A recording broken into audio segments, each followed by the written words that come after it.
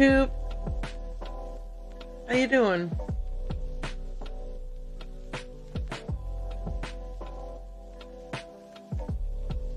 We are gonna play the Death at Fleming Manor demo.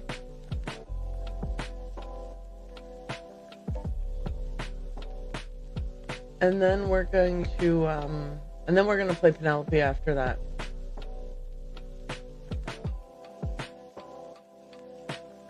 So that's kind of where we're at here.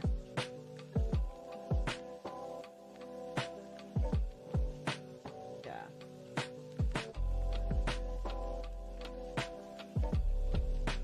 So I'm just adjusting volumes like I always do and fiddling around with stuff. Blah blah blah. Let's pop into the game scene and see how we're doing.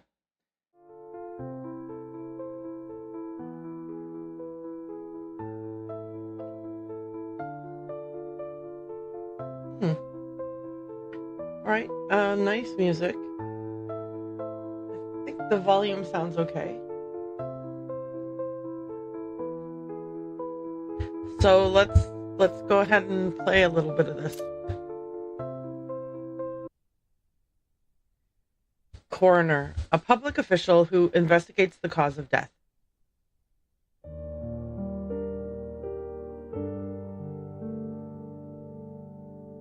A car accident, you say? Was anyone hurt? Yes, just a moment. Okay. And I'm satisfied that the audio is okay. If that changes, someone should really holler loudly at me to let me know. He mutters under his breath while writing something down. I see. Thank you for the report. Good evening, officer. Good evening. And you are... Are you the new coroner assigned to our district? What was that? Yes, that's correct. We've been expecting you, coroner. If you could fill out this form first. It's over here. Hey, I moved my camera and I think I put a little too much headspace here. Hang on. I feel like that's a little too much headspace. Yeah, that's a lot of headspace. Is that a lot of headspace or no? What? I'm not obsessing over it anymore. Back to what we were doing. I just feel like the camera's cutting me off at a weird spot. I would like it to cut me off a tiny bit lower than it does. Anyway, it's fine. It's fine. It's fine. It's fine. It's fine. It's fine. It's fine. It's fine. What was I saying? We've been expecting you, coroner. If you could fill out this form first, it's over here. Look around and click the shining spots to examine them closely. Click to fill out the form. September 1959. Appointments. Coroner Edgar Whitmore. Clerk Victor Hale. Click on the word or image with the red underline. The selected word will be collected and made available for use when filling out documents. Okay, my name is Edgar Whitmore. Might as well grab this clerk's name, Victor Hale. For no reason. Fill in your name on the document. Cedarvale Police, notice of appointment of coroner. Oh, that's just a decorative line. County of Buckinghamshire, Division of Cedarvale. Once every blank has been filled, press the stamp to verify your submission. Click anywhere.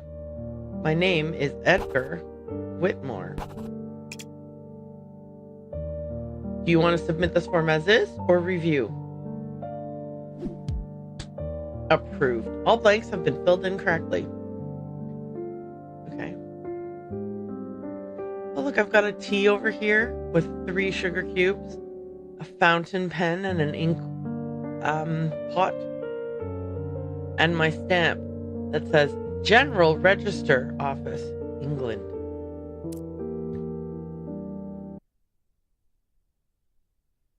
All set then, Coroner Whitmore. Glad to have you with us. That's good. So, episode 1 is an unexpected accident. Okay. Here we go. London Daily News. Saturday, 23 September, 1944. The Iron Scalpel, a lady surgeon at the front lines? Okay, so something's going on with Dame Fleming. Am I able to look at these individually? No, oops. My dear son, I hope this letter reaches you well. How are your studies going? I do hope you haven't been entirely buried under anatomy books. This spring I opened the convalescent house, and I've named it Fleming Manor. It's more than just a place for treatment. I hope it will become the beginning of a legacy for our family.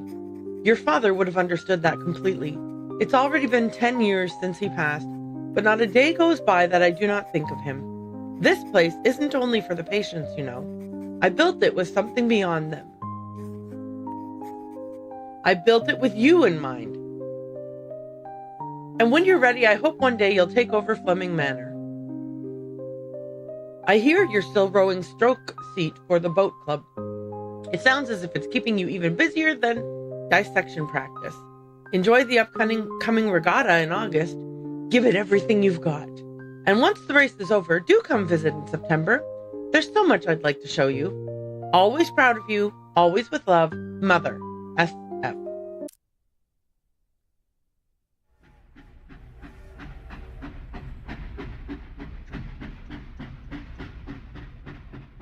That train just reminds me of Ticket to Ride.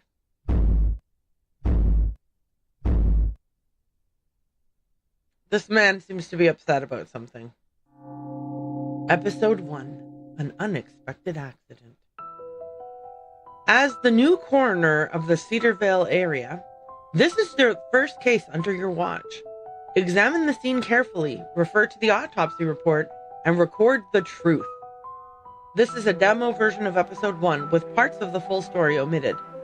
Okay. Click anywhere. Once you've examined the scene, start with the first document on the right. Click on any shimmering spot at the scene to take a closer look. It might hold a crucial clue. Use the medical dictionary to check terms you'll need when filling out reports for the injured or deceased. I think I was supposed to read it in this order. This, then this, then this, but I read this, then this, then this. So that's my bad. Okay. The passenger side windshield is shattered with a large amount of blood present. Click the fountain pen to make a note. You'll be able to ask the forensics pathologist about it later.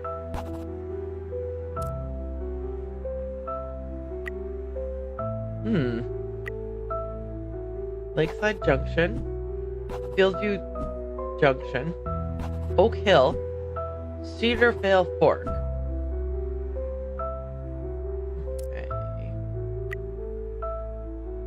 Elite Motors Limited, 123 High Street, Cedar Vale, Buckinghamshire. Telephone. Bleep bloop bloop bloop bloop bloop bloop bleep bleep bloop bloop bloop. Date 3 September 1959. Receipt number blah blah blah blah blah. Renter information. Name Derek Walker. Guarantor John Walker. Address 41 Elm Road, Cedar Vale, Buckinghamshire. Thank you for choosing Elite Motors Limited. We wish you safe and pleasant travels. And this is a British luxury car rental. Am I able to use this? No, not yet. Okay. Wait, was there more to this? Oh. Motor car. Okay. Oh, hang on. Is this a turn the page button? Almost didn't turn the page, y'all. Okay. So yesterday I had added this to remind me to talk to everyone, because a lot of times I forget to talk to everyone. We might need to add one that's, did you read all the pages? Did you read all the pages, or did you just open the book, look at the first page of the book, close the book, and put the book down? Because if you did that, Aaron, you have not examined all of the evidence. Anyway, I'm trying to get some stuff going to remind me of my fatal flaws when I'm playing games like this. And one of my fatal flaws is not exhausting dialogue options with people.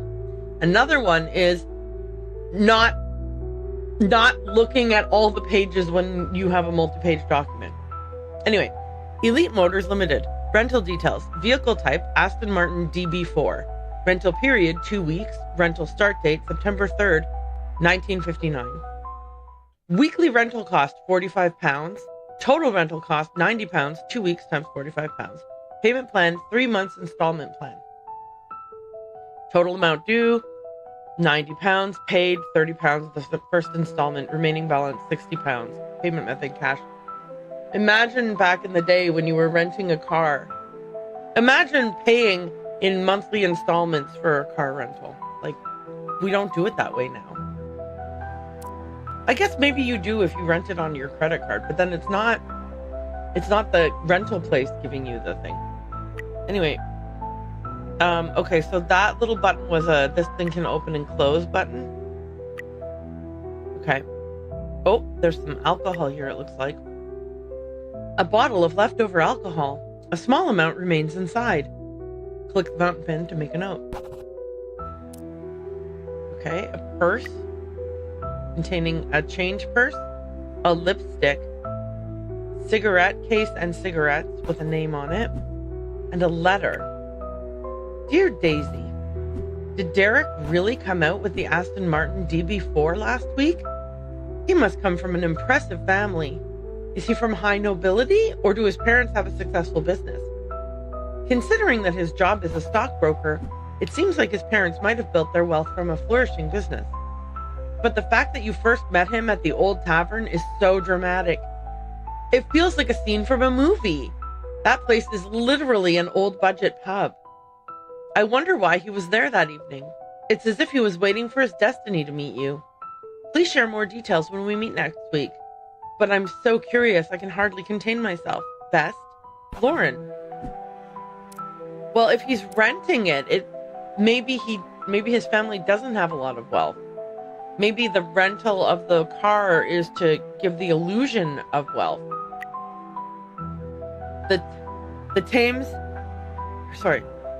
Thames? Is it pronounced Thames? Thames? The Thames Daily News, Monday, 14 September 1959. Soviet Union launches Lunik 2, a giant leap for lunar exploration. September 2nd, 1959. The Soviet Union has successfully launched Lunik 2, marking another significant milestone in the space race. This spacecraft is poised to become the first man-made object to reach the moon's surface, further solidifying the USSR's dominance in space exploration. We've got here weather, partly cloudy, high temp 21 Celsius, low 13 Celsius, precipitation 15, sunrise 10 a.m., sunset 7:45 p.m. I wonder how much this information is going to play into when we're making a when we're determining what happened here.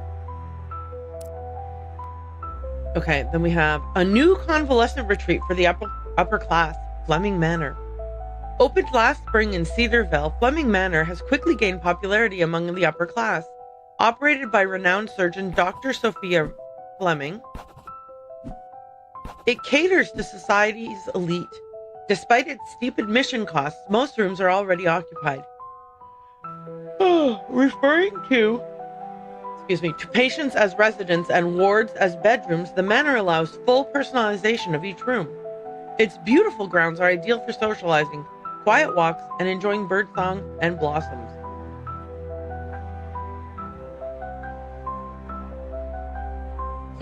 Enjoying birdsong and blossoms in refined peace. Nursing staff are available 24 hours a day to provide personalized care. Tate Gallery presents the works of Eleanor Ainsworth. The Tate Gallery is proud to announce a special exhibition featuring the remarkable works of acclaimed artist Eleanor Ainsworth.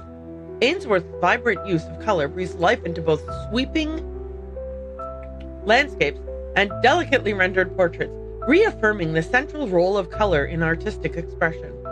Her unique vision and refined technique are once again expected to inspire and delight art lovers across the capital. The exhibition will be held in the Special Exhibitions Wing of the Tate Gallery from September 15th to October 31st. Join us for an unforgettable circus experience. Come one, come all, witness the incredible performances of our traveling circus featuring amazing acts with artistic tigers, my goodness, majestic tigers, playful monkeys, and a host of other exotic animals, thrilling audiences across the country. Don't miss the fun and excitement. Bring the whole family for a spectacular show that will leave you in awe. Blah, blah, blah, blah, blah, blah, blah. Join the Cedarville Tennis Challenge featuring a legendary player. Blah, blah, blah, blah, blah, blah, blah, blah. I wonder if this redacted stuff is because this is the demo, and this is stuff that would pertain to future episodes. It did say that it was going to have redacted some content. Okay. A large amount of blood is flowing from the head. There's no consciousness or pulse. The victim appears to be deceased. Well, that's a shame.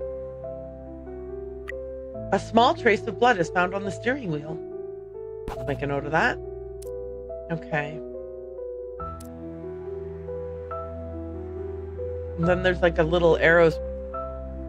Do I click these and the scene will shift over the other direction? Yep. What do we got here? A wallet. Dear my son Derek, I've noticed while working at this hospital that more and more equipment is being powered by electricity. If you learn the relevant skills and become an electrical technician, it will be a huge help when looking for a job in the future. If you were to work here, you'd also have your accommodation and meals sorted, so I can't understand why you're hesitating. You've promised to quit drinking, and I hope you haven't gone back on that. I've had enough of your laziness. It's time to start taking your future seriously. I expect to hear from you soon with some good news. Signed, Dad. Wait, let me take a peek at this handwriting here. Can we compare that to the... Okay, this wasn't the guarantor. Did John Walker guarantor this? It seems like he might not have. It seems like perhaps there's been a miscommunication, intentional miscommunication here, where Derek has told Daisy that he's a stockbroker, but it sounds like perhaps that's not the case, given that his father is concerned about him having nowhere to live and no job. Oh. He's saying something which we want to listen to. There's so much. Okay, I'm clicking on this first. Beyond the hill, the sun is setting, casting a gentle glow across the western sky. Okay. In his bag. Oh, is this his bag or her bag? Finally, visiting Mom's hospital from Cedarville Station. Bicycle, 1 hour. Better hurry before sunset. Do not forget, bring the gold medal to show Mom. Prepare for the anatomy exam on the train.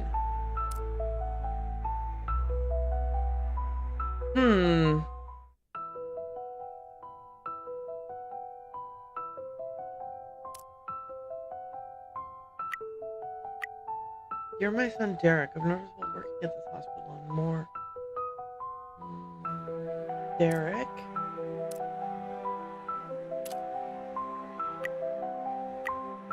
Derek Walker. Oh, Lord. Oh, okay. I'm sorry. I missed the bicycle. The bicycle. This young man who belongs to the satchel was riding his bicycle when the other people came down this hill and crashed into him. That's why there's a discrepancy between Derek, you need a job and stop drinking, and the contents of the satchel that confused me. But now I'm seeing Rupert is written right there. There's the medal, the boat club thing. The mother wrote him a letter. Yeah, he's in medical school or whatever, or pre-med. This is Fleming.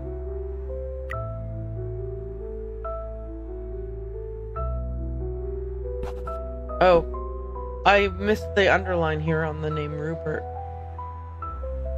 Okay, that's why this kept on having a All right. Yeah. Edinburgh University student, 15 April 1936. And R. Fleming. British Railways first class. Yada, yada, yada. From Edinburgh to Cedar Vale. Issued for Mr. Rupert Fleming on the 14th of September. Yeah, it very much appears that he was on his way from the train station to the hospital or the facility on his bike and got run over. Oh, my arms and legs. I can't move them at all. Not a huge fan of Derek Walker right now, I gotta say. Okay.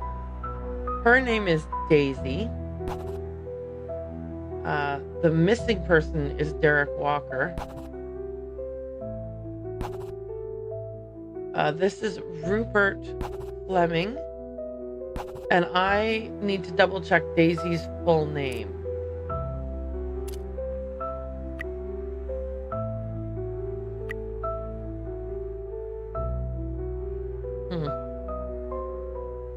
Okay.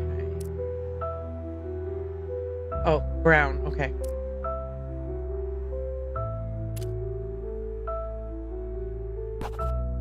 Daisy Brown. So I can click on this to verify. Approved. All blanks have been filled incorrectly. I do like getting, I like the way that this has been split, similar to the Golden Idol, where you can kind of, the puzzle is split into little bite-sized chunks so that you get the opportunity to make sure that you're not relying on incorrect initial assumptions to carry you through the remainder of the puzzle.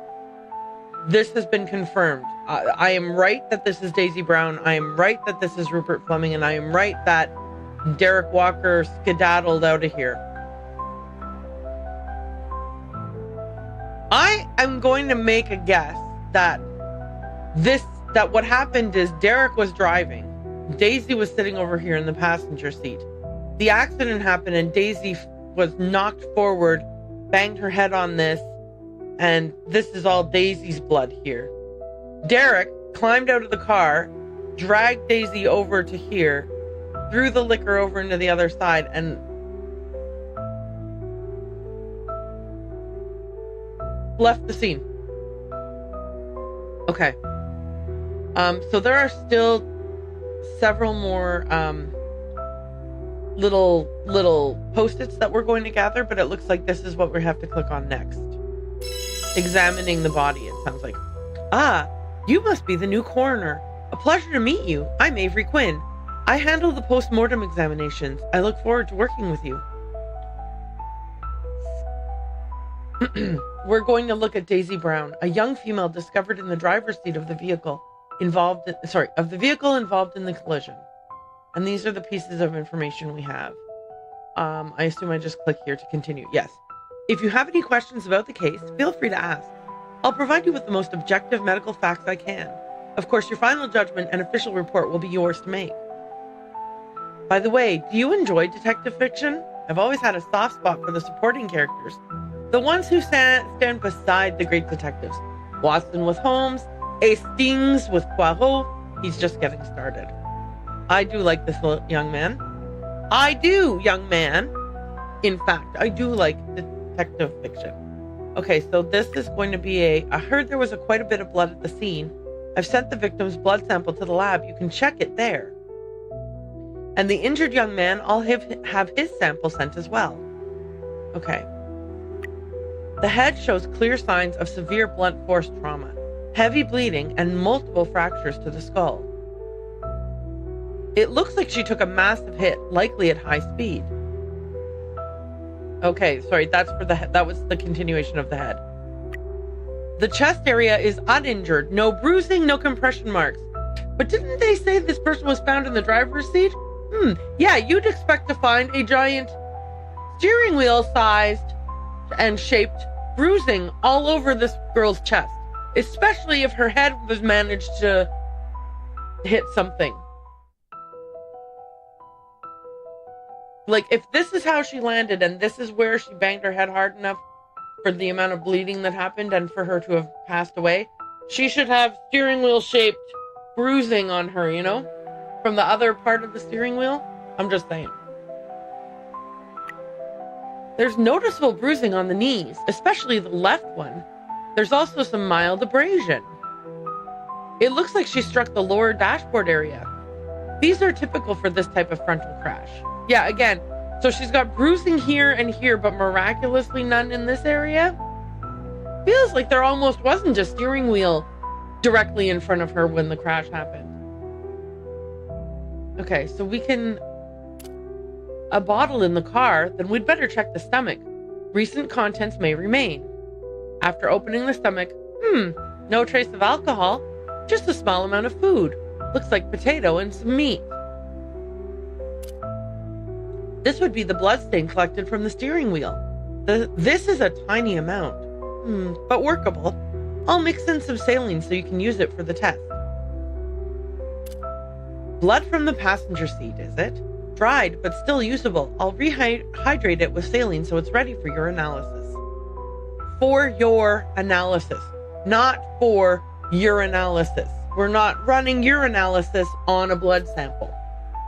I'm just saying. I'm realizing now that my Canadian accent in reading urinalysis does completely change the meaning of the words. So, whoops. Okay, so now we can go here and go to the lab. All the samples are here. Let's see what their blood says. Okay. This is cool. Are we going to do like A/B testing? How cool is this? Okay. So car A. I'm not sure how to do this. Car A is the steering wheel.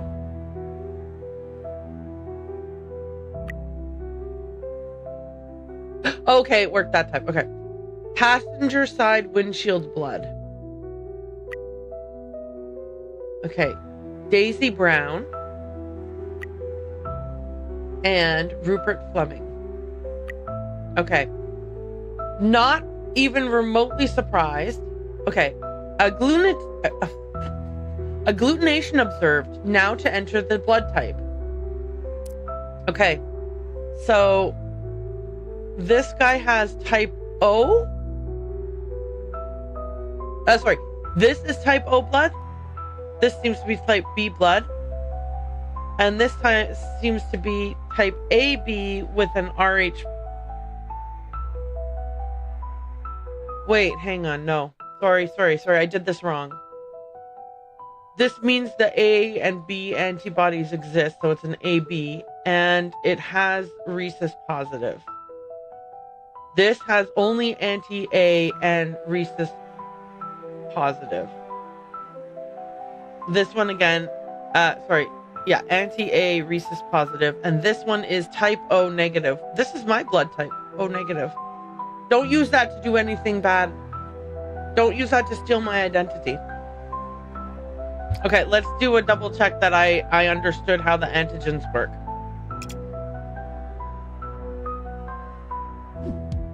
Approved. All blanks have been filled in correctly. Okay, just as I thought, the scene wasn't natural. This should be solid evidence. Okay, so basically what we're seeing is the driver's side of the car, the steering wheel and whatever, had type AB positive blood on it. But Daisy Brown's blood is A positive. And the blood on the passenger side of the car was A positive, which is, given that we don't assume that 15 people showed up or like stumbled away from the car, we can assume that that was Daisy Brown's blood. And then Rupert Fleming is O negative, so his blood was neither in the driver's seat nor the passenger seat. Which again, we expected that. Okay, so we can now, what happened to Daisy Brown? So Daisy Brown, female, occupation unknown, 21 years old, time of death. We can, it's going to have been in the evening.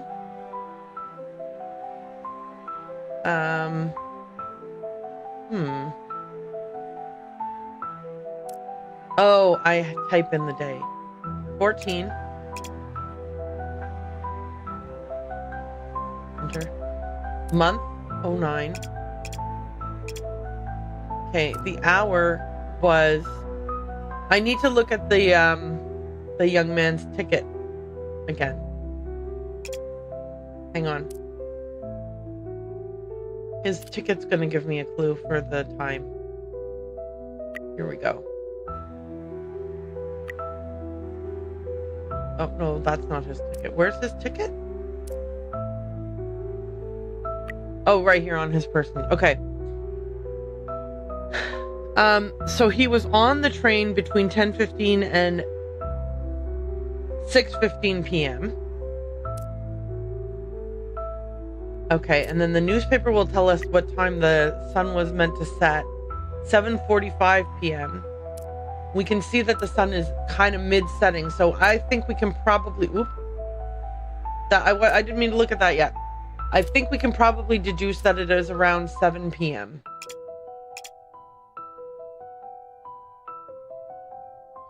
Place of death. I need to see the map again. Alright, so he was riding from the train towards the manor. And they came down a hill and crashed into him. I think they were at Fieldview Crossroads. I'm going to look at the scene again. Okay, so it looks like a T intersection though. Yeah, it's a T intersection. It's not, okay, so it's not a crossroads. So let me look at the map again. Okay. If he's riding his bike from the station to the manor. Oh, they could have been coming from Cedarville Fork and hit him here. For some reason I was imagining them coming from the north, but that's not. No, because they actually were coming from the sun is behind them on the Okay, hang on, let me look again. I need to look at the scene again. Okay. I am missing the point. This is west. The road is coming from that direction, which means this road here is running from if this is west, north, east, south. So the road is running from south to north. He was riding his bike from south to north. See, the bike is facing in this direction. And they were coming from west to east. So where on the map corresponds with that? He is riding from south to north, and they are riding from west to east. I think that it's at Oak Hill. I mean, it could have been here, except for the fact that there's no crossroad. It's a T intersection where the crash happened. So if they're riding from west to east, and he's riding from north to... He's riding from south to north. I said north to south, but I meant south to north. It's Oak Hill. Okay. Oak Hill. Cedarville. Manner of death. Accident. Direct cause. Traumatic. Okay. I can't type in. So I must need to look at this book now. Nervous system. The body's nervous system is divided into the central nervous system and the peripheral nervous system. The central nervous system is made up of the brain and the spinal cord. The three types of traumatic nerve injuries are as follows. Traumatic brain injury. This occurs when a physical impact to the head damages parts of the brain. Symptoms may include headache, dizziness, memory loss, and reduced sensation. If parts of the brain that control vital functions such as the heart or breathing are damaged, it can lead to death. Tetraplegia and paraplegia. Traumatic spinal cord injury. When the spinal cord is damaged, sensory and motor function below the site of injury may be lost.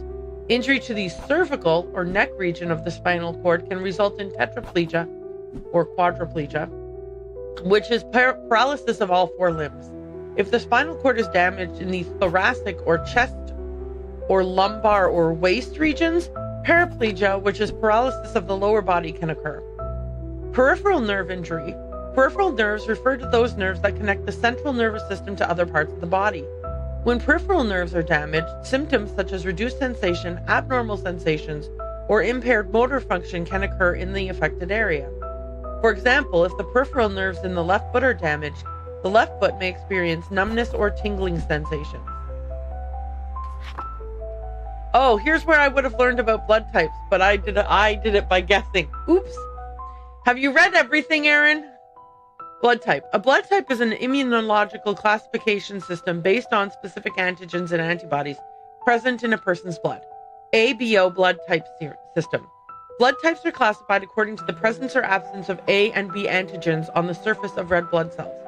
The A antigen is represented here by a little red circle, and here a B antigen is represented by a little blue lozenge. A blood has A antigens, B blood has B antigens, AB blood has both types, and O blood has neither. ABO blood type testing method. Antigens exhibit an anti-agglutination reaction when they encounter a specific antibody that reacts with them, causing clumping. No agglutination present. To detect the presence of these antigens, we use anti-A antibody, which reacts with the A antigen, anti-B antibody, which reacts with the B antigen.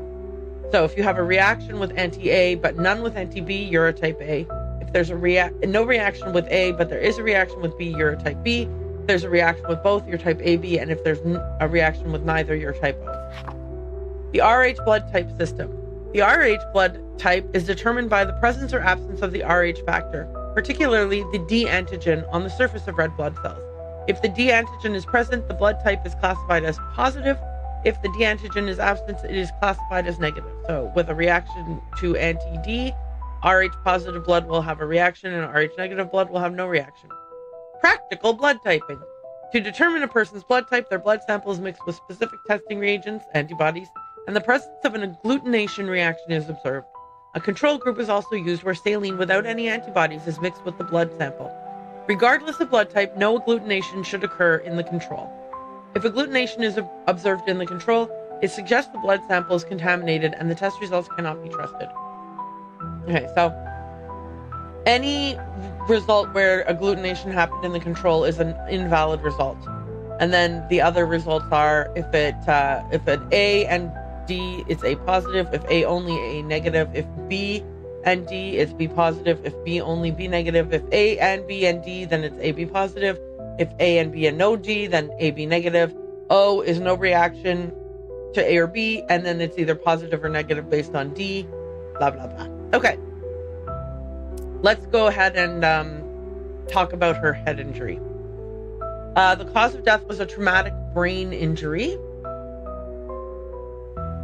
The cause of her traumatic brain injury was a motor vehicle accident.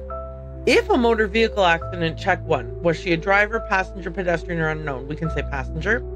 A person presumed to have been with the deceased is Derek Walker. And then we can go ahead and verify this. Oh, you can reset by clicking this button. Interesting. If you made way too many mistakes. Okay, let's submit. And we have been approved in that we have correctly filled in this one. And then we can do one for Rupert Fleming. Sex, male. Occupation, he is a student.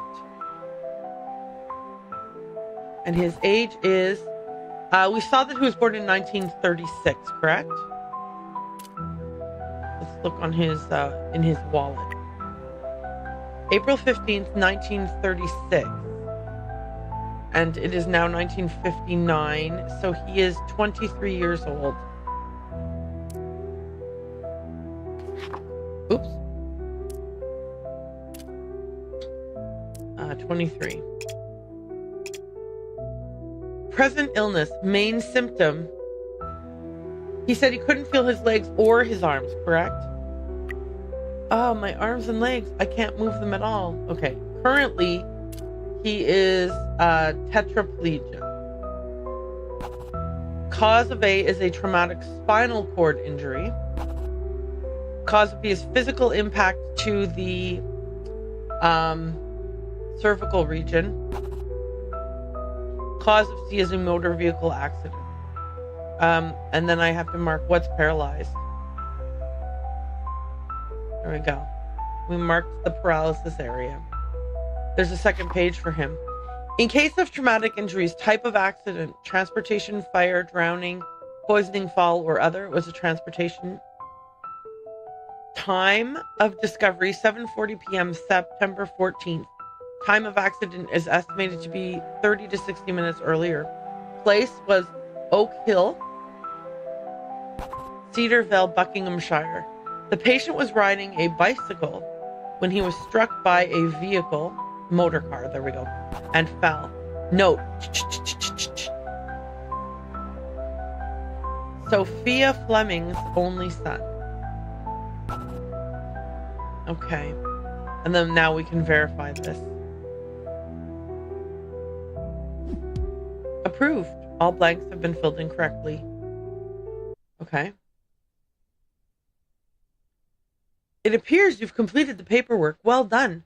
Shall we go over the particulars of the case once more, just to be thorough? Yeah, sure, why not? What really happened? Derek Walker had been on a date with Daisy Brown, a woman he had only met recently. Pretending to be wealthy, he rented an expensive car and drove under the influence of alcohol. At sunset, on a three-way hill road, he lost control and crashed.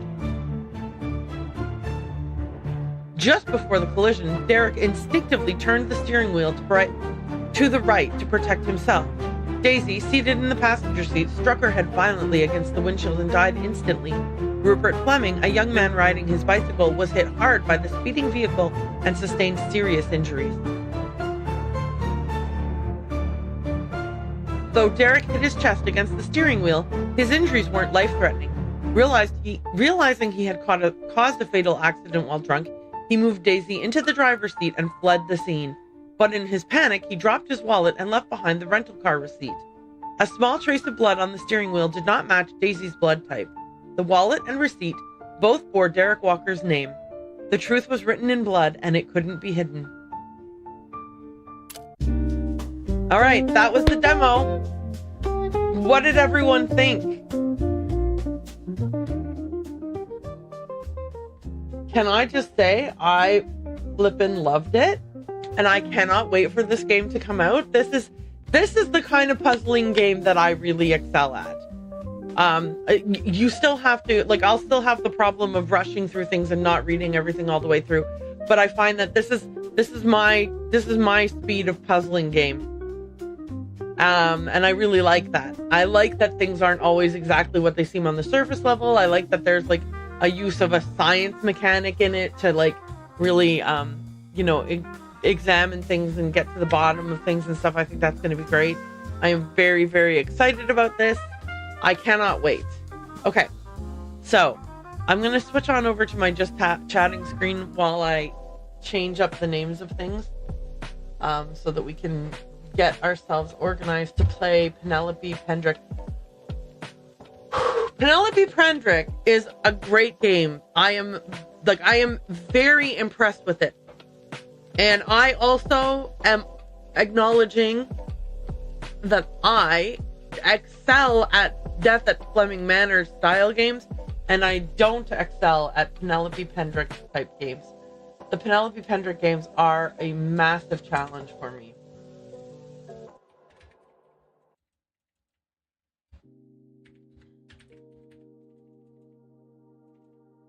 The struggle is real. Okay. Penelope Pendrick and the Art of Deceit. Okay, that's fixed. Put it over here.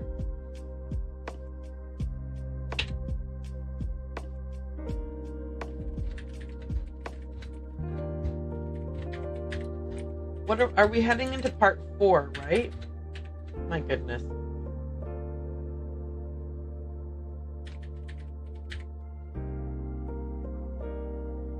I should have put that as part 4. Part 4. All right. Let me get out of Death Manor here. I mean, Death at Fleming Manor. Hang on. We're exiting, or we're trying to exit. You will give me a quit button, right, game? A quit button is available. There we go. Exit. Okay. Am I sure I want to quit? Yes, because I'm moving on to Penelope Pendrick. I will say this. I want to be really clear. Penelope Pendrick game, when I played the demo, I found it frustrating, but it turns out that was because I wasn't trying enough things. I was like, click, that didn't work. Oh, well. Which is absolutely a me problem and not the game. The game wasn't the problem there. I am concerned that we are going to find ourselves in a similar situation again, with me struggling to move forward. Because, like I said before, it is not that the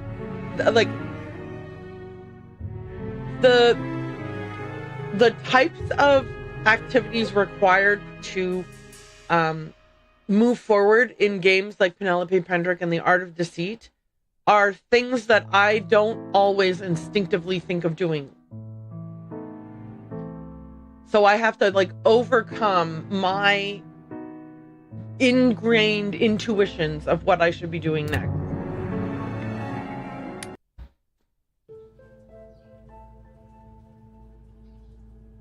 So, one of the things that I thought about that I haven't done is looking at any of these items. Like, I picked them up and then I was like, yep, I'm done. I picked them up. What else is there to do? Well, you could examine them to see if there's any hint as to when you might need to use them. I'm just saying. So we've got a spray bottle here. Okay. We have a lantern. I did combine batteries with this lantern, and now the lantern is turned on. We've got this fishing hook. We've got rubber gloves. We've got nickels, a compass. These are the missing persons reports. Here is a grocery shopping list. We've got a screwdriver, a measuring tape, and a TV remote. I wonder... Okay, I do have one kind of I wonder situation. I'm struggling with the grocery list and how that plays out. Is it possible that the grocery list has a secret hidden message on it? Doesn't work. No. Okay, good. Well, so we tested it. At least we tried it. So let's turn this off. Then I don't want to burn down the apartment. What about this? That doesn't work. Okay.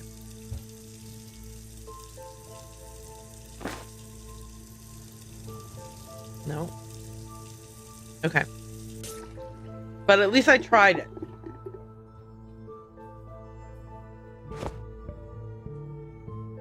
That doesn't work. Okay. Anything down here?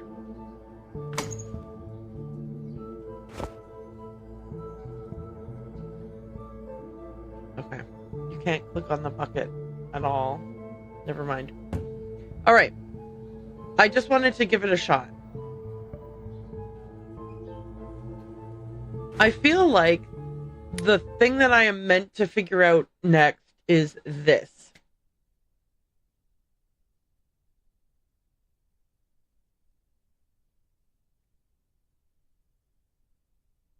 My eye is like, holy cow. Actually, give me 1 second here.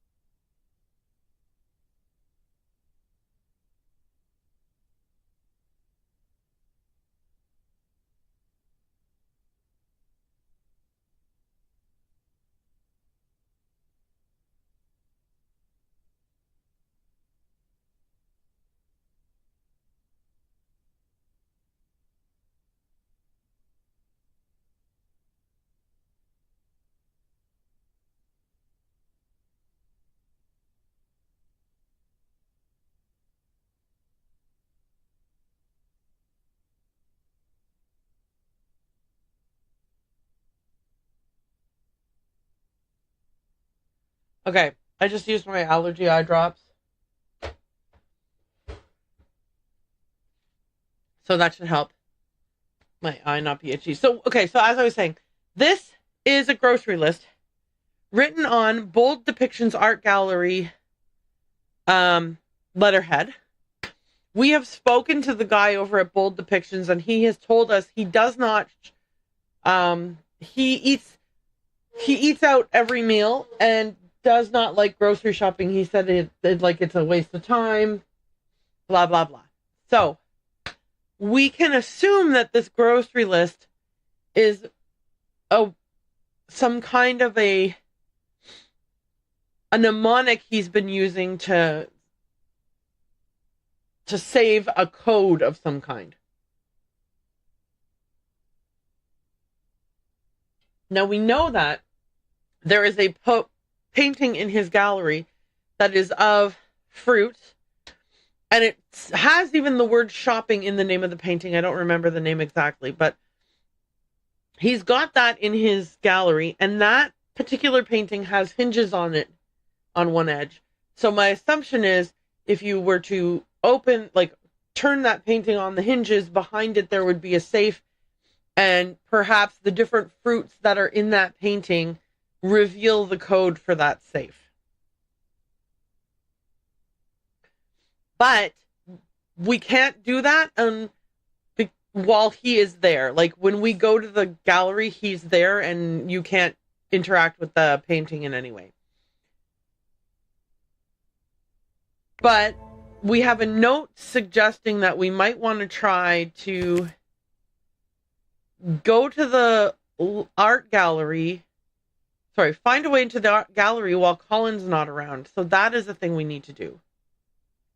Another thing we want to do is learn more about the town of Carlisle, explore the art gallery, which obviously we want to do after we've gotten in there without Colin there.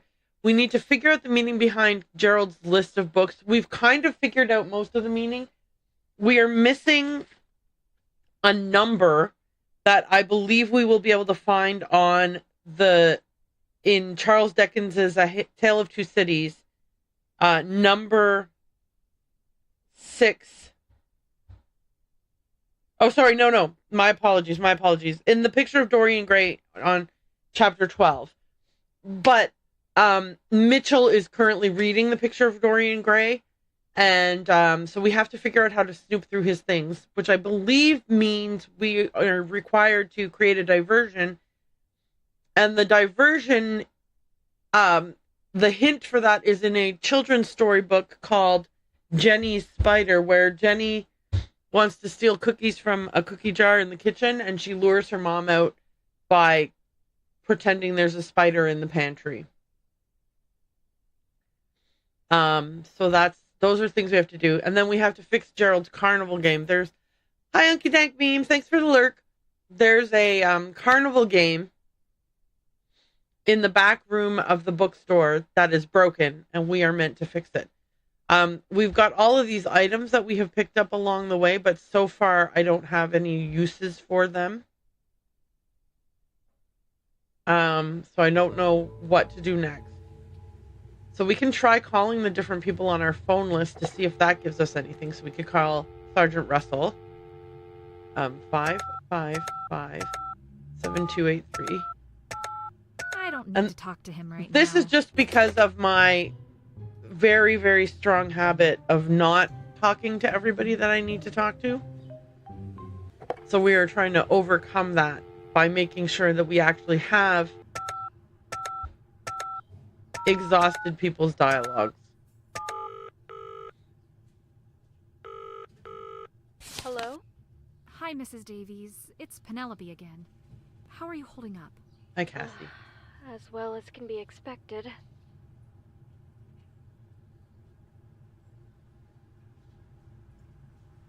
Hey, guess what? I hadn't exhausted everyone's dialogue. How has Terrence's mood been lately? How well do you know his friends? Are there any in particular that seem like a bad influence? How has Terrence's mood been lately? I don't know. Teenager-y. If it's going to be a good mood, happy kind of day, or an angsty, sulky kind of day, it's all a roll of the dice. What kind of things put him in a happy mood? Well, what kind of things put him in a happy mood? Oh, a lot of things. Good weather, a new video game, weekends, plans with friends, ice cream. One thing I'll always love about that boy is his ability to find joy in the little things. Okay, and how well do you know his friends? Are there any in particular that seem like bad influences? How well do you know Terrence's friends? I mean, are there any in particular that seem like bad influences? No, not most of them. A lot of them are really sweet kids, actually. Terrence's friend, Tyler, who he's known since they were practically toddlers, was even thoughtful enough to get me a birthday gift a couple months ago.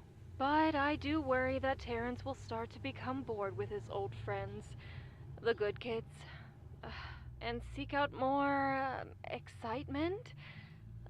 When kids are little, life is simpler and they all share the same interests. Cars, planes, running in circles. But now a decade later, I see Tyler going off to compete in robotics competitions and Terrence not. I wonder for the future of their friendship. I don't know. I'm just going off on a tangent. Basically, none of his friends that I know would pressure him to do anything like this. Thanks for talking, Mrs. Davies. We're working hard on the case. You can call me Eileen. Let me know if you need anything. Okay. Daddlers, while we were listening to Eileen tell us that story, asked, how was the Fleming Manor demo? Oh my god, I loved it. It was exactly the kind of puzzling that I'm better at. So it was like you had the scene and you clicked on the different areas of the scene to gather like clues or evidence, and then it had like similar to Golden Idol, like you would click on, there were highlighted words that you would click on, so they would add those to your list of words that you used later to fill out the reports and stuff like that. It was like really good. There was like a sciencey aspect to it where you did blood typing. And also there was a things are more than meets the eye kind of a situation where you were like, just because this is what the scene looks like does not mean that that is what the what happened, and so there was some deduction involved there and stuff like that.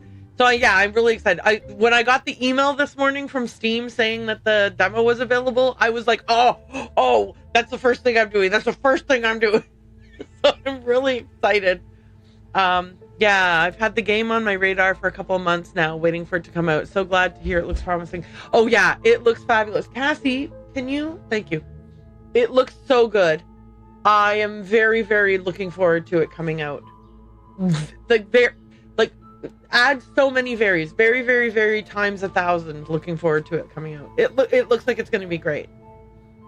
I've got a solid 5 or so Golden Idol likes on my wish list that I'm hopeful will be good. Oh, can you drop in the chat the names of them, and then I'm going to copy them down into my notebook so I can keep an eye on them too. I would love that. I'm realizing now that you might not be sitting in front of like a desk. Maybe you can't drop them in the chat. Drop them in the chat anytime between now and whenever you do. But I would really appreciate that. City of Voices. I'm writing that down.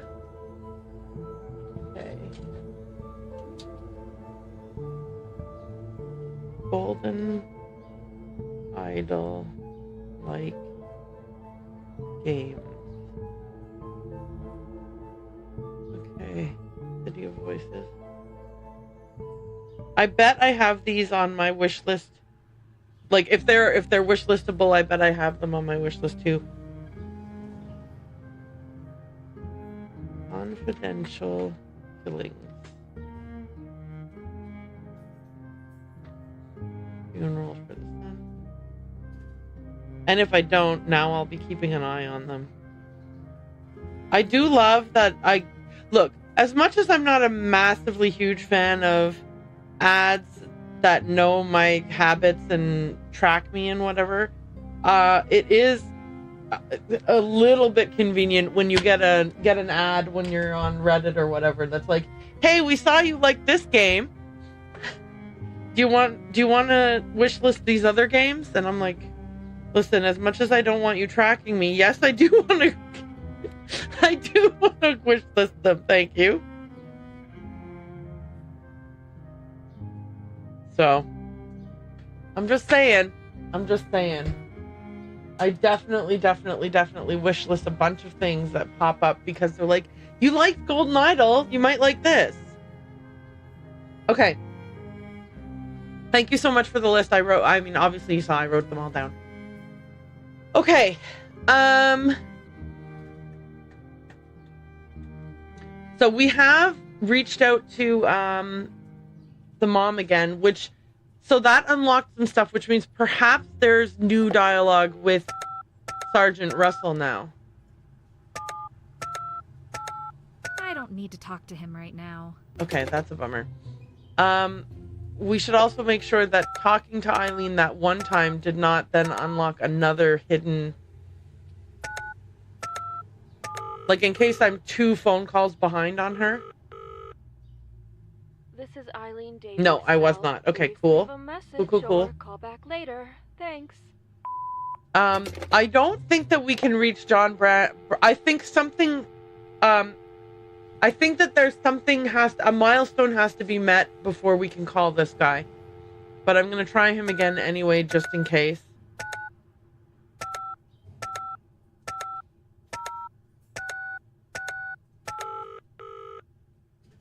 Yeah, the way the phone's ringing, I feel like it's going to go to voicemail. Oh my god! Hi. Ah! My name is Penelope Pendrick. I enjoyed your He talk to answered! Carlisle in the small towns of Connecticut. Ah, Carlisle, the gift on the cliff, or the boar on the shore, depending on who you ask. I'm pleased to hear you found my text edifying, Miss Pendrick. Oh my god! What? I'm so happy. I am so happy. I will tell you that I was like so worried that this was going to be one of those episodes where I just walk around going, I don't know what to do next. So, okay. It's amazing how old the town is unofficially, or the creation of the Strawberry Festival was such a smart idea. It must have really helped lighten the mood during those tough times. Let's go with this one. It's amazing how old the town is. Unofficially. It's something our West Coast countrymates will never get to appreciate, with their additions as states being between 60 and 100 years after the birth of the nation. Although, one could argue that certain cities, like San Diego, for instance, have a long unofficial history as well, with the ownership of the Spaniards and, before 1542, the Kumeyaay people. But I digress. Lately, I've been looking for some more background on Carlisle. Would you happen to have a few minutes to answer some of my questions? Absolutely. Anything for an inquiring mind.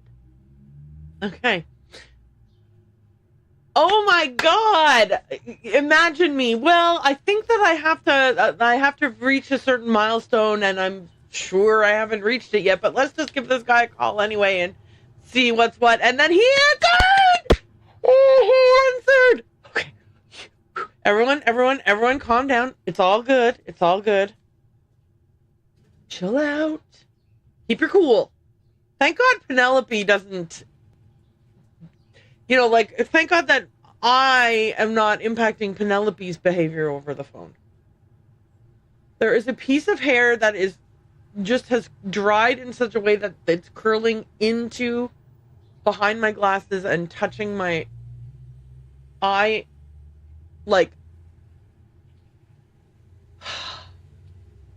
Anyway. I'm trying to ignore it, but I will say that is definitely triggering some of my, hang on, I got a bobby pin here. It's triggering my, what do you call it? You know, when you don't like sock seams and stuff like that.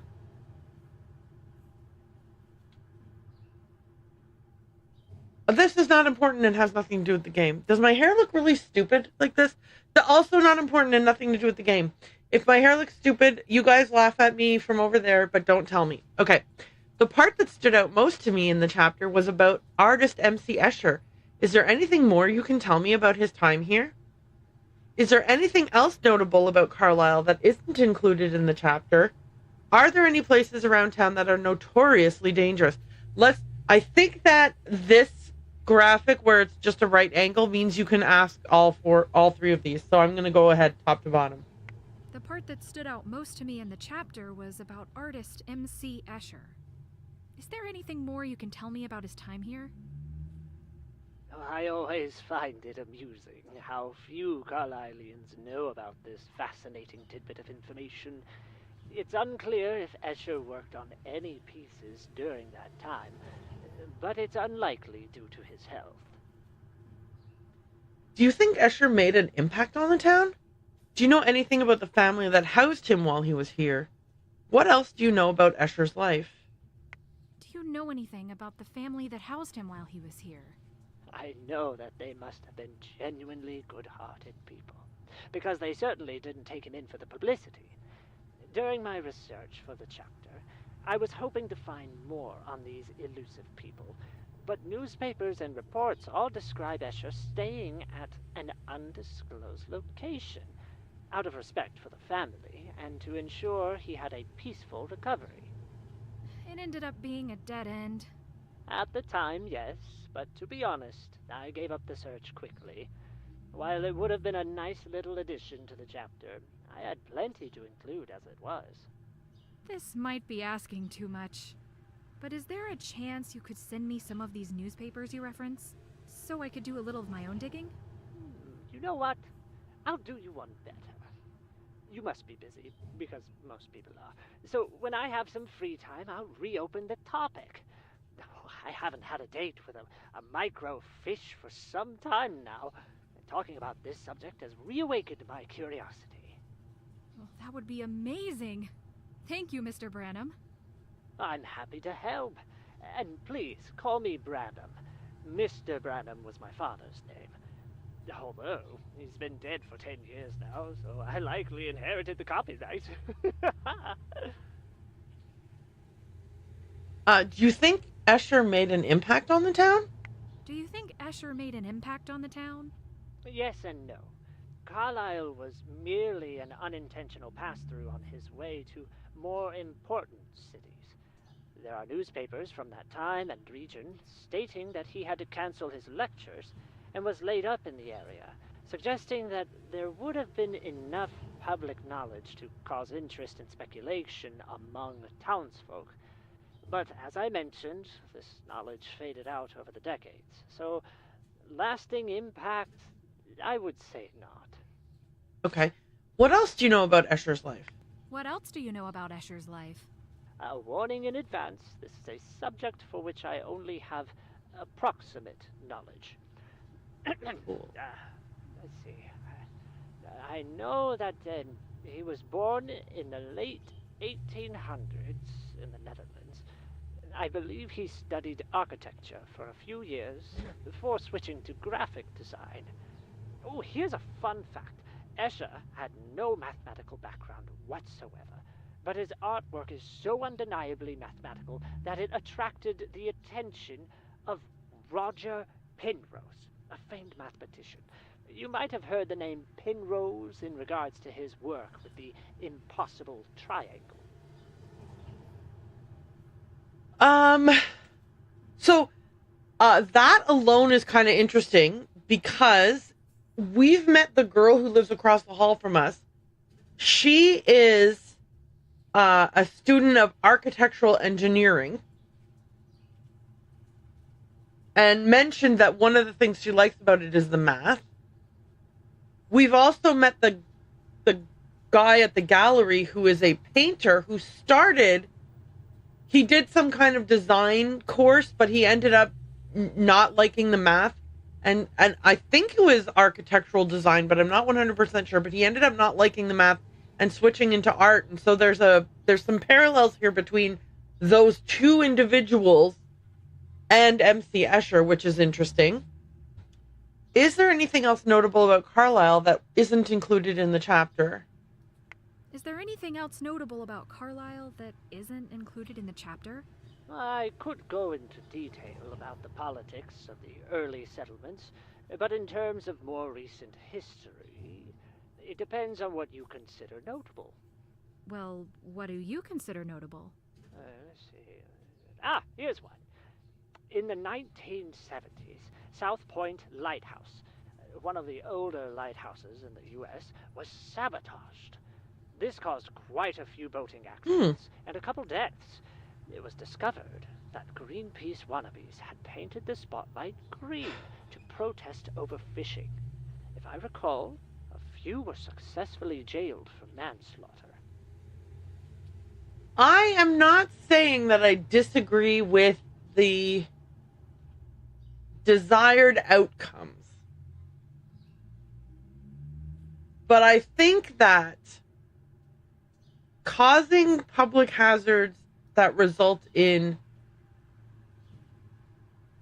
potential deaths is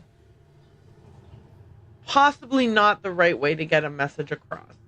On the other hand, I guess someone might say if you don't do something big and like go big or go home, like if we don't do something big enough, then people won't take notice and, you know, and nothing will change. And I guess that's also true. So I don't know. Thank God I'm not an ethics teacher and we're not here to learn about like ethics and things like that. Thank goodness that I just am here to play games and be dumb. Which is something I am very excellent. I will stay in my lane of playing games and making dumb mistakes in those games. That's not exactly what I was looking for, or that's crazy. Any more stories? Let's do this one. Wow, that's crazy. Any more stories? Here's a wild one. There was a mayor in the 80s who refused to make television appearances himself, was a bit camera shy. Instead, he had his dog sit in for him during TV interviews and would just speak over a speaker system. Mayor Rufus. Yeah. And people say this town is boring. That's slightly bonkers, right?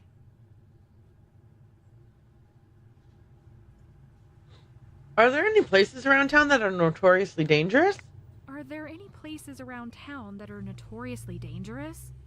You'd have better luck asking a local on that one.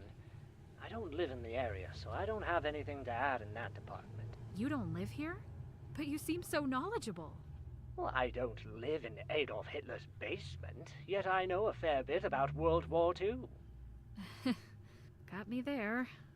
I think that covers everything. Thank you so much for your time. I really appreciate it.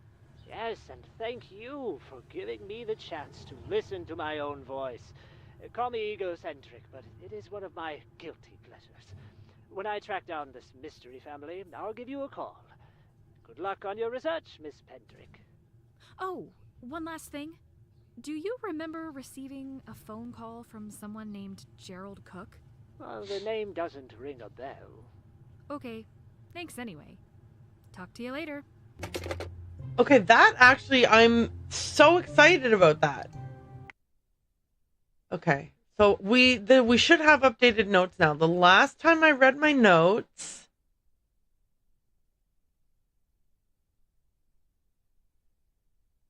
I'm actually gonna go back a little bit further to the town of Carlisle so far is the only thing the missing people have in common. So we're going to be rereading some notes from last time, but I think that's okay. All right. The town of Carlisle so far is the only thing the missing people have in common. The silver lining to nearly getting destroyed by a chunk of falling ceiling is that I discovered some kind of poem etched into the wall beside my bed. It reads, "A fortification weathered by time stands tall as an icy current winds into the distance and the sunlight bounces back towards the sky." It's hard to tell just how sincere Colin's apology was, but maybe there's a glimmer of goodness in him after all. He at least made it through a conversation without saying anything too disturbing, but my gut says he could still be a key suspect for what happened to Terrence. I also learned that he doesn't live in Carlisle, says he doesn't know anything about the other two missing people, and he does not get a lot of sleep. The missing woman would stop into novel books from time to time, but Mitchell doesn't remember any details about her. My cheery neighbor's name is Stacy Leith. She's a good source of rumors around town about the case, but she hasn't heard anything that sounds very realistic. She's also met Gerald before, but doesn't know him personally. John Branham is nearly an expert on Carlisle, among other things. Even if Escher's time here had caused a buzz in the 60s, it sounds like that information is not commonly known by present-day townsfolk. Branham promised to track down the family that housed Escher and get back to me with the info. Who knows if any of this will be relevant, but I don't have much choice other than to think out of the box. Stacy has had some difficulty in her past, but it keeps her motivated to finish her architectural engineering master's degree. At Novel Books, Gerald was interested in her schooling, and she described him as talkative and curious. Stacy doesn't remember any details, but she says she might have heard the name Colin Ellison on the news a while ago. Someone stole one of Colin's best paintings. He says the painting depicted cliffs overlooking the ocean near Carlisle. In 1968, Rosewood Apartments, the Rosewood Apartments where I'm staying, was declared condemned and set for demolition by city officials after part of the building collapsed. What happened? Why is it still standing? Am I safe in there? One thing that I'm noticing, though, is that when I add new notes, they're not adding them to the bottom every time, which means, because this note here about John Branham is nearly an expert on Carlisle, etc., etc. This Stacy note, I already knew that before. I mean, because obviously I didn't talk to her since I talked to him. Someone stole Colin's painting. I knew that before this. The Rosewood Apartments, I knew that before. In fact, I know I've read this bit out loud at least twice already. So now I'm wondering if there's notes that I discovered that I didn't realize got slotted in earlier on in my anyway, I'm just going to skim them to make sure there's no note here that's like, did you like something that I learned and then completely forgot and I ought to be doing something about it right now. Room 101 that I'm camped in. I knew about that. Hundreds of eyes watching me. To use the phone, I need the code. 3 people have gone missing. 3rd floor of this apartment seen better days. My neighbor is certainly a barrel of laughs. Pin for the phone is 9, followed by room number. Gerald Cook went missing first. Sergeant Russell thinks I should focus on finding a way to get into the bookstore cash register. High schooler Terrence Davies is the 2nd person missing. Mystery woman Jane was the 3rd person to be called in missing. Eileen Davies, the mother of Terrence, mentioned that Terrence had a field trip to the art gallery. Novel books, looks like something straight out of the 50s. Mitchell Hart, completely normal, blah, blah, blah. According to a book, Small Towns of Connecticut, famous art MC Escher stayed here. Gerald did Mitchell a favor by offering to take him on as a paid employee. Colin was a jerk the first time I met him. Bookstore cash register still has cash in it. It's not a robbery. Even though they're friends, Gerald never really shared much with Mitchell about his home life. Town of Carlisle is the only thing the missing people have in common. Okay, and then I read everything else out loud. Okay. Learn more about the town of Carlisle. Done. Okay, so none of these, though, can be clicked. If I click on them, it'll just say it's not ready. That's not done yet. That's not done yet. That's not done yet. We need to answer the question, what is Gerald's list of books trying to say? Now, we have decoded most of it. Box in R space OM. I'm assuming that the space is just an O. So box in room, and then we're looking for a number, and that number can be found Chapter 12, The Picture of Dorian Gray. It'll be a circled letter or number on the page in question in that book. We have to try to trick or lure Mitchell away so that we can access the book, because Mitchell is reading that book right now. Also, I just realized that I've unlocked some information, so I might be able to talk to the sergeant now. I don't need to talk to him right now. Okay, perfect. Did I unlock any information that would lead me to anything new? Perhaps I should try talking to Stacy.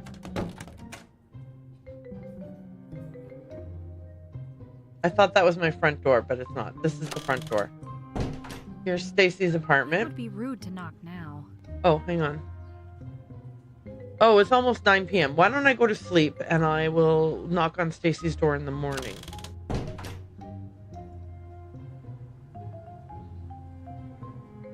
If I want to set the alarm, I need to press the alarm button. Yep. Sorry about that.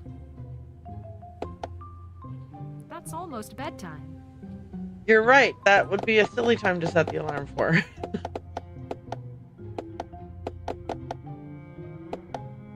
Okay.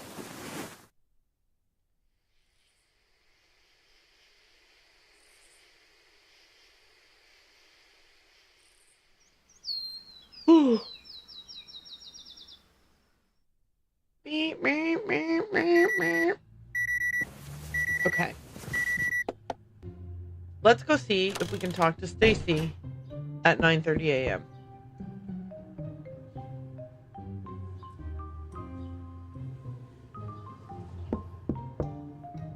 We cannot. Okay. We tried.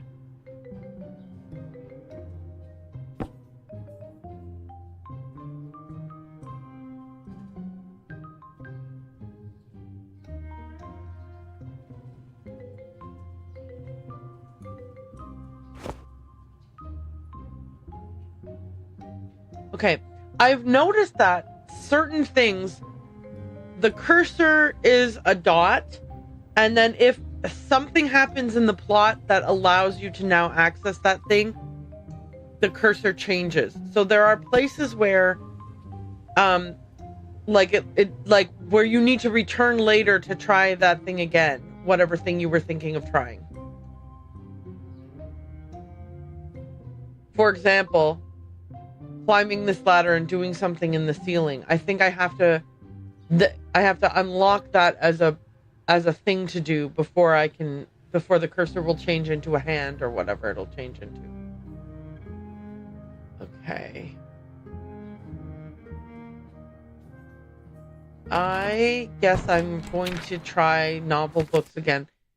See if I can figure out how to lure him away from this spot.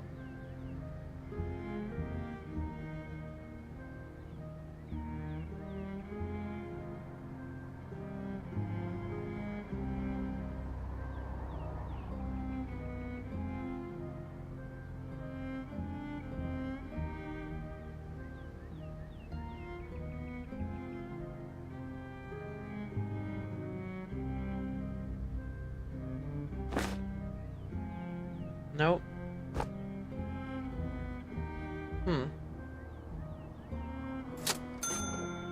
Yeah, because before we got these coins, the first time we opened this, the cursor wears a dot everywhere. Then we found the machine that we would have needed to use the coins in, so we came out here, we had a cursor and we grabbed the nickels.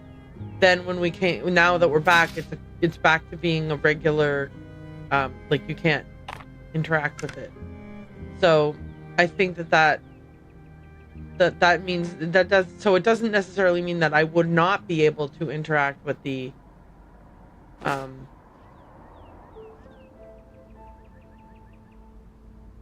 like that ladder. I think that eventually I will be able to interact with that ladder. Okay.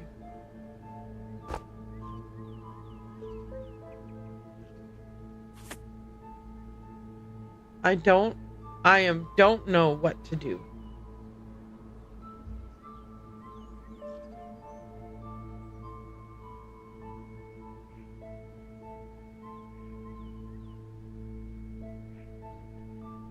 Maybe I spray him. That doesn't work. That doesn't work. That doesn't work. That doesn't work.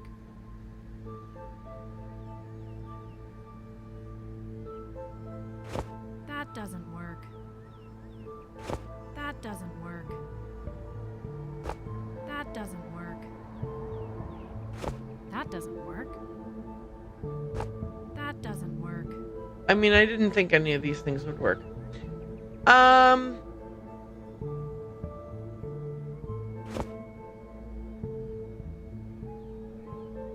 Yeah.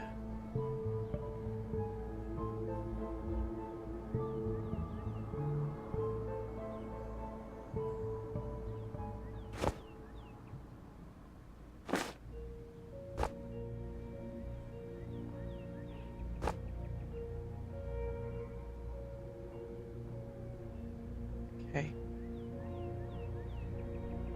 Oh, we should talk to him again. We talked to two people, and so maybe we've unlocked new dialogue. Would you mind if I asked you some more questions? Ask away. Does this area have any legends or boogeymen? Did Gerald ever mention artist MC Escher? Does this area have any legends or boogeymen? Across the entirety of New England, you'll find people claiming to see puritanical ghosts or spirits of angry witches. We're not special. There was a guy around when I was a kid who would communicate with the early settlers. For a nickel. I wasn't allowed to talk to him. Did Gerald ever mention artist MC Escher? Did Gerald ever mention artist MC Escher? No? That's an odd question. I saw some of Gerald's notes in a book about Carlisle that mentioned Escher, and he seemed intent on learning more. Oh, he does that with everything. He's a naturally curious fellow. Don't read too much into any of the specifics. Thanks for talking. Never a problem. Okay, cool. So that did a little bit. Let's see if we can get some similar additional dialogue at the art gallery. Who knows?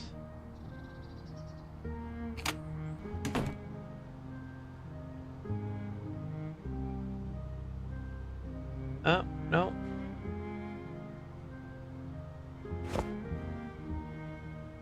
I mean, I don't think I'm going to be able to do anything to anything. Cliffside, this is a painting that has been stolen. I am bummed. I will say I am super bummed that I can't talk to him.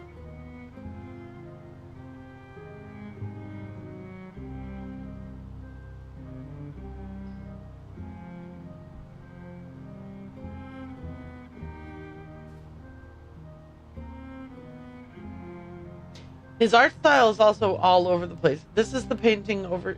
Sorry. Over here is the painting with the hinges on it. See? Not while Colin is here. How am I going to get Colin to not be here exactly? Am I able to, like...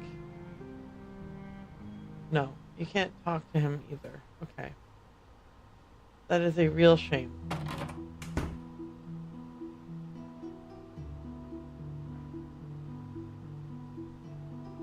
This is where I got the bottle. The spray bottle.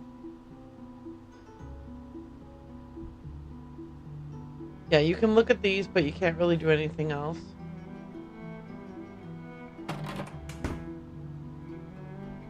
I think that we've exhausted everything that we can do here during the daytime.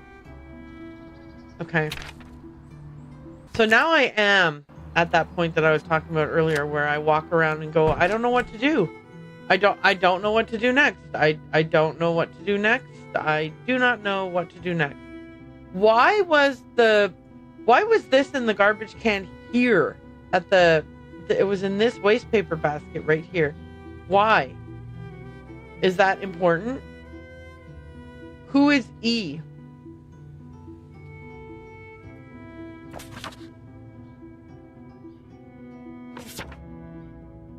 Anyway.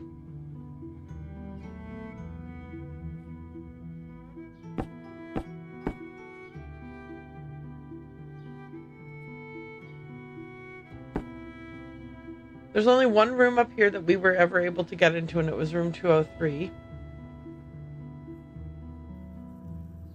But we've already done whatever it is that we're meant to do in here. There is some instructions here on how to remove rust from something. But as far as I know, nothing we have has rust on it.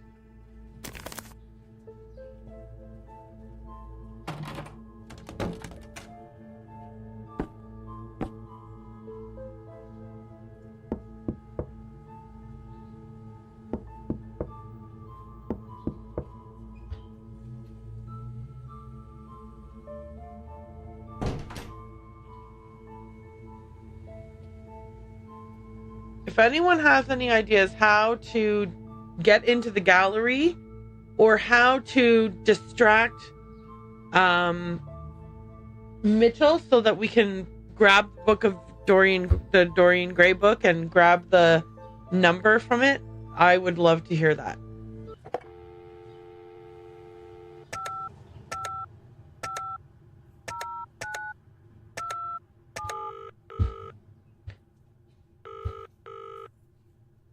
This is Eileen Davies' cell. Please leave a message or call back later. Thanks.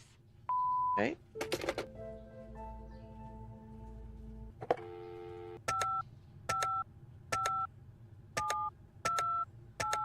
I don't need to talk to him right now.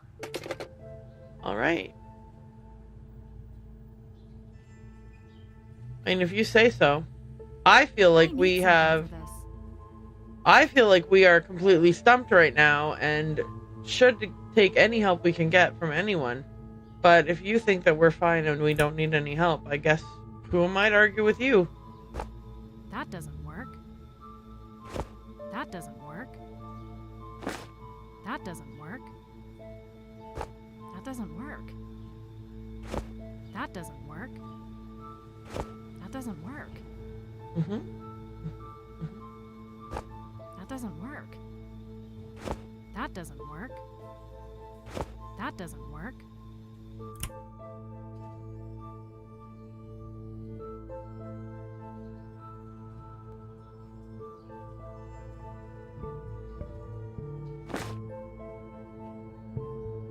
Yeah, there's no... You have to have a hand symbol to do anything. Weird. Weird. That doesn't work. That doesn't work. That doesn't work. That doesn't work. That doesn't work. That doesn't work. That doesn't work. That doesn't work. That doesn't work. That doesn't work. That doesn't work. Okay.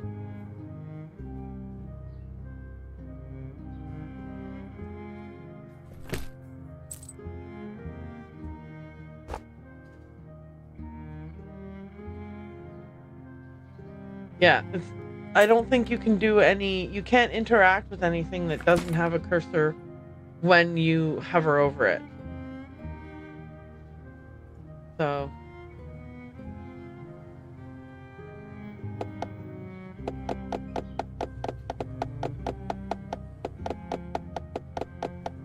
Maybe if I sleep enough times, the guy will have finished his research and get back to me with the MC Escher stuff. I don't know.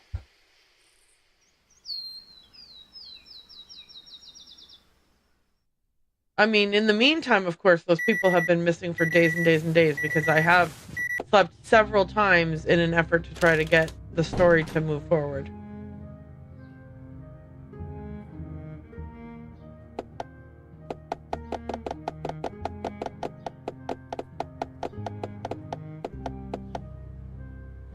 That's pretty much right now.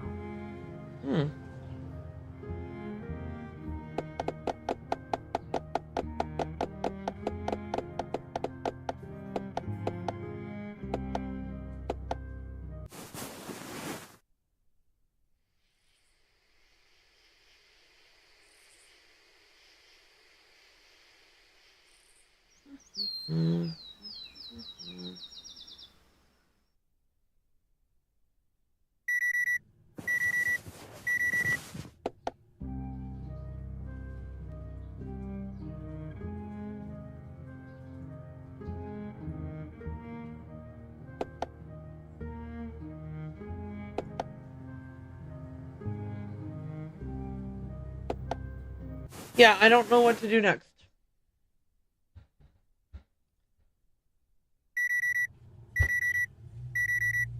So there is no hint system in the game. The best you can do is go to I've seen it said like go to our Discord if you want to have discussion about it. I would prefer to not do that. I would like for everything I need to be able to complete the game to be inside of the game. Now, does this mean that I am just not imaginative enough to think of whatever it is that I'm meant to do? Absolutely. Absolutely, I believe that it is 1000% possible that I am simply not creative enough or imaginative enough to know what to do next. Maybe everything I need to distract Mitchell is right here in my own hands, and I just haven't clicked on the right thing in the bookstore to be able to sort of, like, maybe I haven't hovered over every single pixel in the bookstore to see where the cursor turns from a dot to a hand, where I might use one of these items. That is entirely possible. In fact, it's very likely.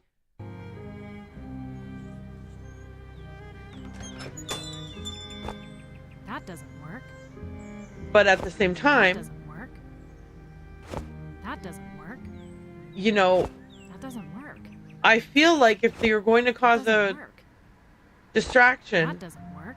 the method of causing the distraction should be something that a human being Doesn't work. would have thought, hey, here's a great way to cause a distraction, That if you know what doesn't I'm work. saying. That doesn't work. That doesn't work. And I am a human being, so I feel like it should be...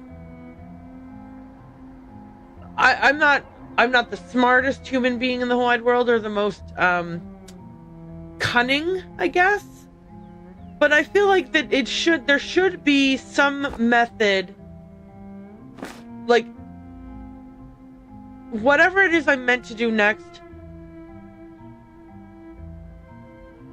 I wish that it were a bit more obvious, is all.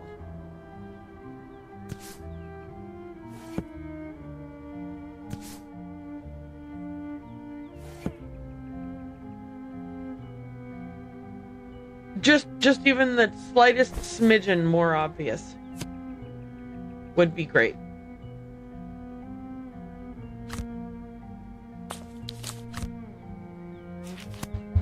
Because I really have no idea what to do next. You know, I was very excited when the guy ended up answering his phone because I thought, surely what will happen is something will be revealed that will give me a clue what to do next. And unfortunately, that's not what happened. So I have more information about the fact that Escher was in the town, but that has not actually done anything to improve my situation in terms of what am I meant to be doing next.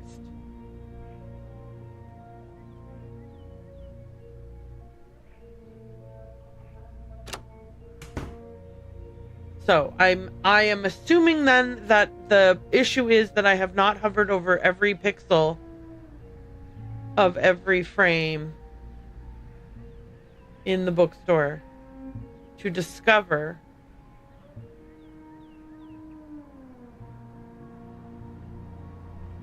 what it is I'm meant to do next.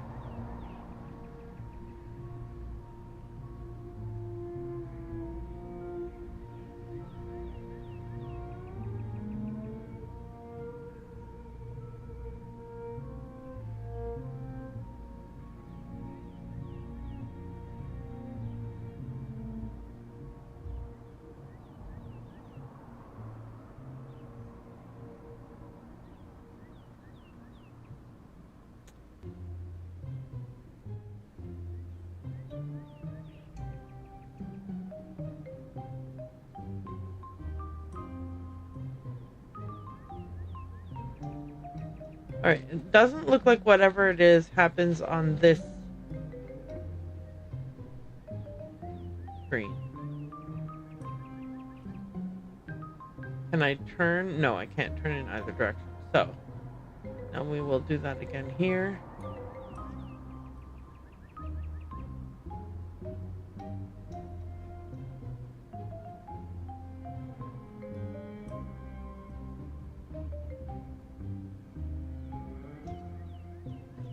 Okay. Again, this has not created anything I can do anything with. Okay, so now how do I get back to where I was? I think this is where I was. Okay.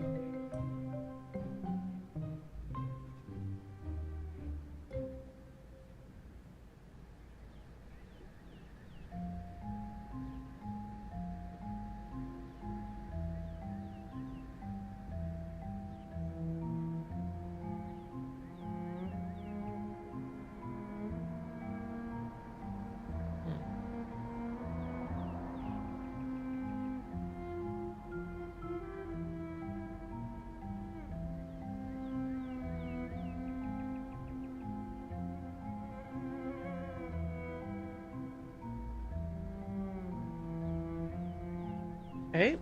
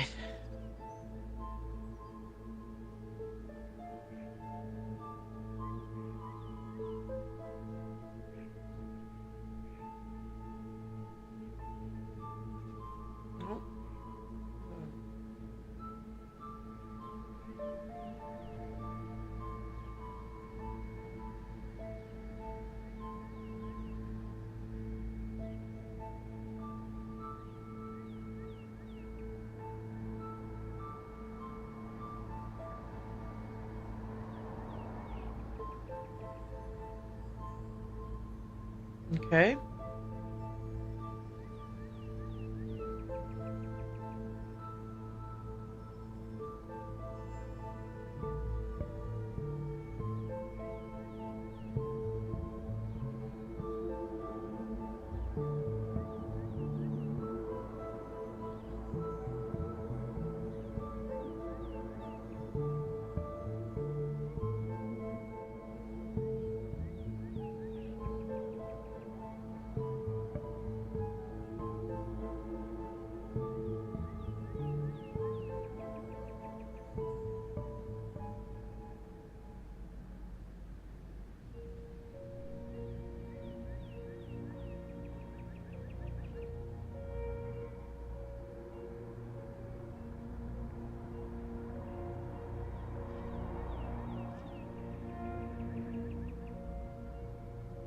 Okay. That doesn't work. That doesn't work. That doesn't work. That doesn't work. That doesn't work. That doesn't work. That doesn't work. That doesn't work. That doesn't work. That doesn't work. That doesn't work. Okay. That doesn't work. That doesn't work. That doesn't work. That doesn't work. That doesn't work. That doesn't work.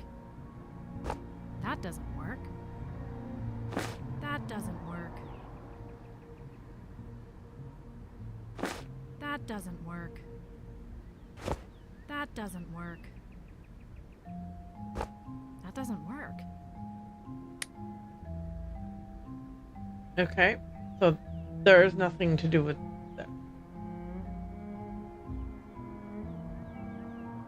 At least there's nothing to do with that at this time.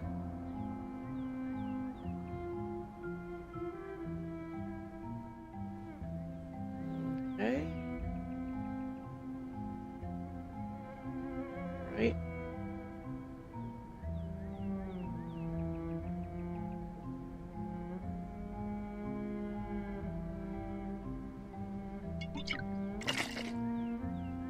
Huh.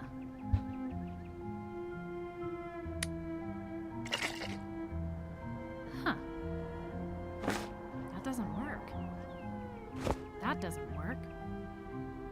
That doesn't work. That doesn't work. That doesn't work. That doesn't work. That doesn't work. That doesn't work. That doesn't work. That doesn't work. That doesn't work. All right.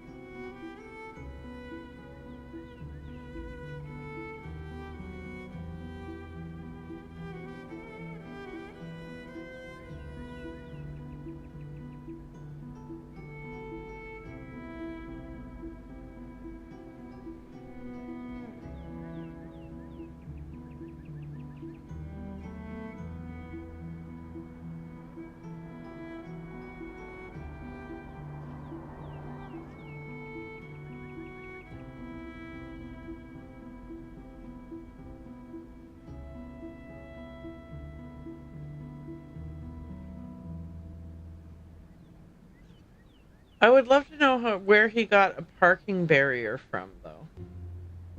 Like one of these like heavy duty concrete barriers. Where did he get that?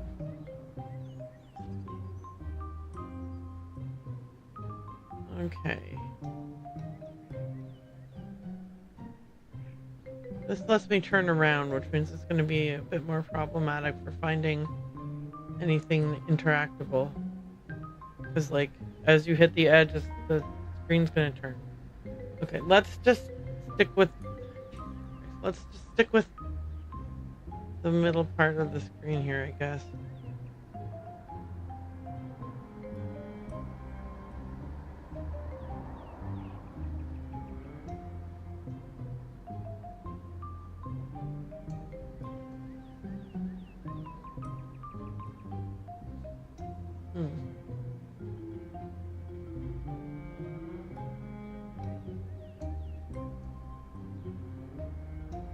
Okay.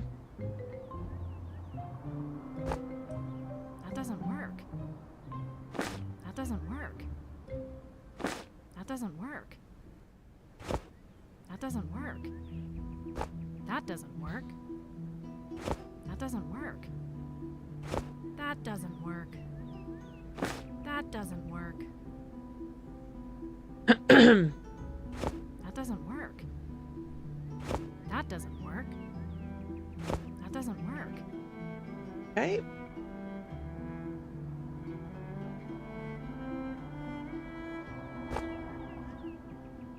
Okay, yeah, you don't even get it. That doesn't work if you don't have a hand symbol. Now that's the turnaround button. Okay, so how about this? We can zoom in even more. I need a coin. It says insert a coin, so you insert a coin, but nothing happens. She doesn't even make a comment anymore. I think the first time she said oh no, it's broken, but like there's nothing more we can interact with. We can try each of the things. Work. That doesn't work.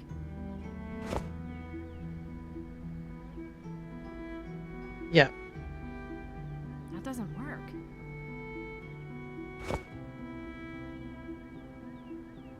Here's the only place where you could insert something or do something.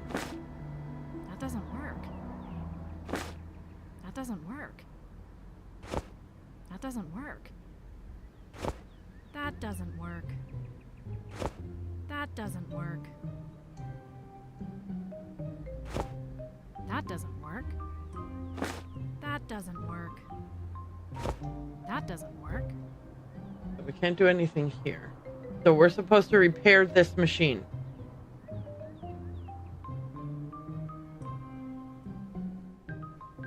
We can't look at any part of this machine except this.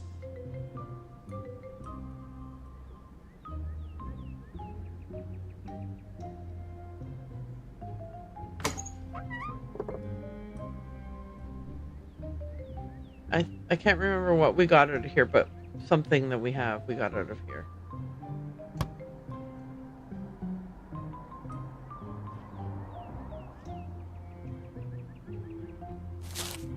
We can look at some of the newspaper, but not a lot of it. And you kind of have to drag it around like...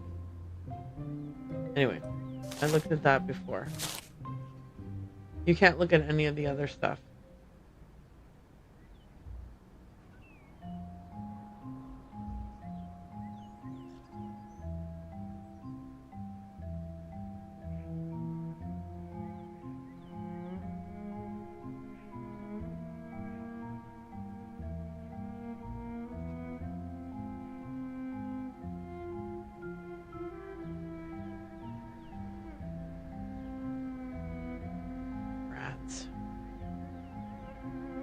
Can you get off my chair, please? Stop scratching at me all the time.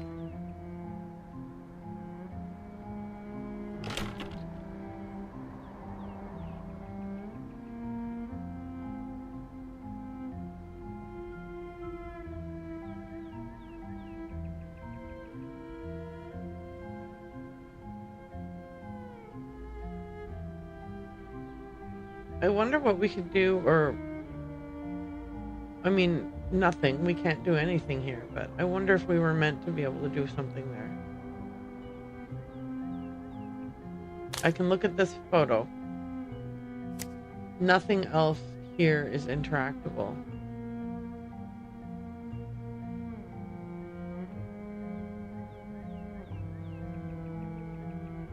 Which is fine. I would anticipate that if I were meant to interact with this stuff, I need to find a roll of film or something.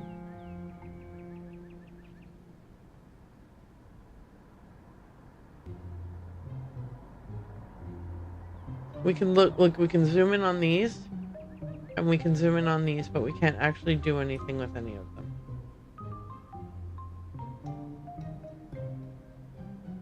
Cassie, please stop. Good girl, go lie down. I'm not feeding you until it's supper time, so stop annoying me.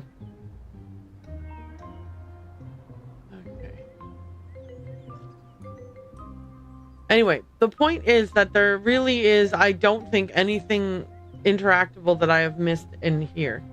I've come in here 4 or 5 times maybe, and like hovered my mouse everywhere that I could imagine that something interactable might be, and nothing has been interactable.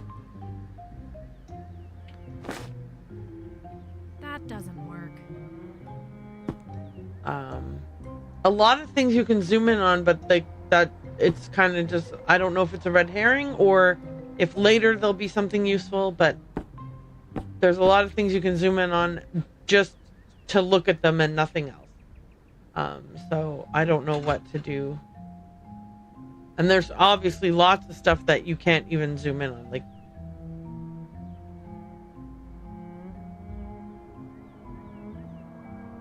you know, like there's lots of stuff that you also just can't zoom in on at all, let alone do anything or interact with it. Can you please stop? I told you, I'm not feeding you yet. Go away.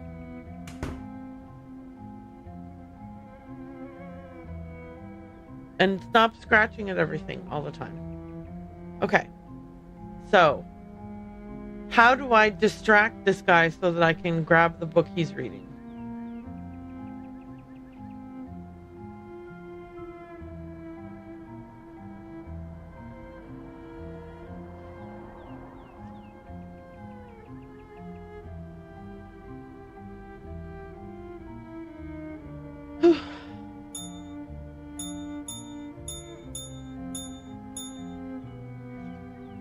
I mean, by the way, that doesn't do anything.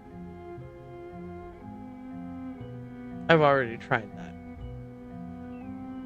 Okay.